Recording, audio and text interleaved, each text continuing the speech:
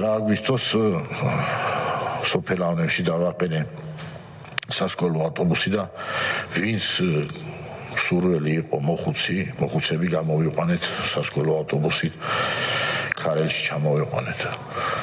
დანარჩენი დაახლოებით ორივე სოფელში 50-მდე მოხუცი დარჩა, ნუში და ავნებში არ გამოყვნენ. რატომღაც ეგონათ რომ დაინდობდნენ. გამოყვანის დროს არც ერთი ადამიანი არ დამეღუპა. გამოსვლის დროს არც დაჭრილები ბევრი იყვნენ, დაბომბვის დროს იყვნენ სოფელში. მშვიდობიანი მოსახლეობა დაჭრილები, მაგრამ არც ერთი დაღუპული არ ამყავდა. არც დაბომბვის დროს, არც ევაკუაციის დროს, გამოყვანის დროს.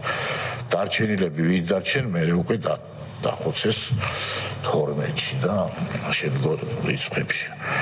ზოგი სახლში ჩაწვეს, ზოგი კიდე იმის გულისთვის რომ წაერთვინეთ რაღაცა ძროხის გულისთვის მოკლეს. შურა ჯავახიშვილი ძროხის გულისთვის დახვრიტეს. დამარხეს თავის ეზოში.